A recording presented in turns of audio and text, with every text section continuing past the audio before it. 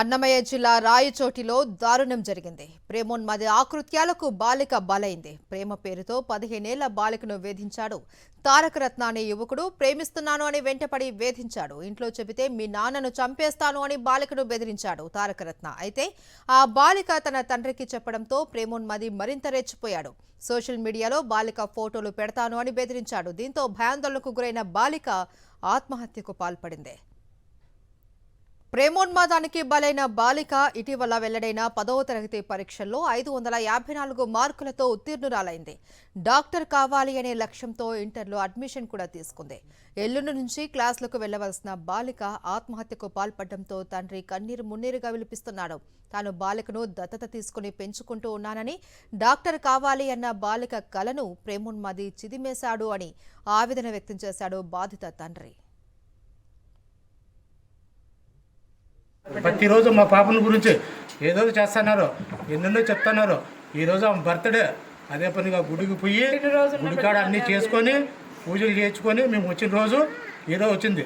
అదే పనిగా మళ్ళీ ఎన్నెన్నో ఆమెను ఇది చేసి ఒత్తిళ్ళు చేసి ఇది చేసి చేసుకునే మాదిరిగా ఈరోజు జరగటం జరిగింది.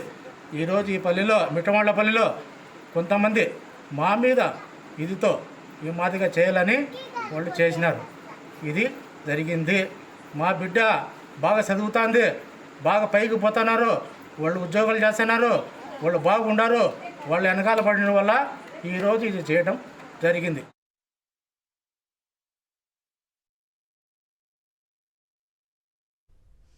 అన్నమయ్య జిల్లా రాయచోటిలో జరిగిన దారుణ ఘటనకు సంబంధించి పూర్తి డీటెయిల్స్ మా ప్రతినిధి శ్రీనివాస్ అడిగి తెలుసుకుందాం. శ్రీనివాస్,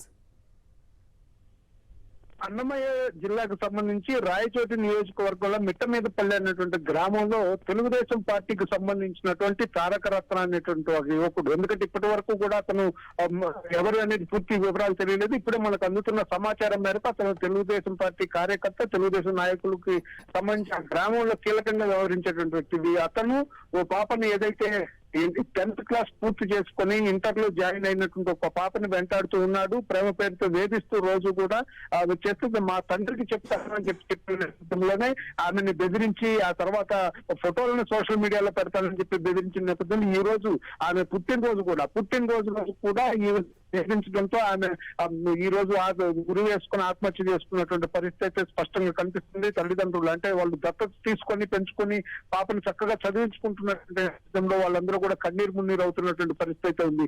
మళ్ళీ రాష్ట్ర వ్యాప్తంగా జరుగుతున్నటువంటి ఈ ఒకటికి ఆగకుండా ఈ విధంగా తెలుగుదేశం పార్టీకి సంబంధించినటువంటి ఏదైతే ఈ ఆకతాయిలు కానీ గుండాలు చేస్తున్నటువంటి ఆకృత్యాలతో మరో ప్రాణం బలైనటువంటి పరిస్థితి అయితే స్పష్టంగా కనిపిస్తుంది.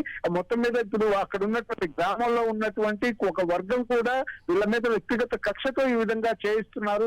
ఏదైతే ఇప్పుడు తారకరత్న అనేటువంటి వ్యక్తికి సపోర్ట్ చేస్తున్నారో ఆ యువకుడికి అనేటువంటి కూడా చెప్తున్నారు. మొత్తం మీద అయితే తండ్రి ఏదైతే పెంచుకుంటున్నారు బాబాయి పిన్ని పోలీస్ స్టేషన్ లో ఫిర్యాదు చేశారు. పోలీసులు అయితే కేసు నమోదు చేశారు. మరి తెలుగుదేశం పార్టీకి సంబంధించిన కార్యకర్తను ఇప్పుడే మనకి వివరాలు కూడా బయటకు వస్తున్న నేపథ్యంలో ఏ విధంగా అతని మీద చర్యలు తీసుకుంటారు తీసుకోవాల్సిన అవసరం ఉందన్నది అయితే ఒక డిమాండ్ చేస్తున్నారు. Right, thank you Srinivas.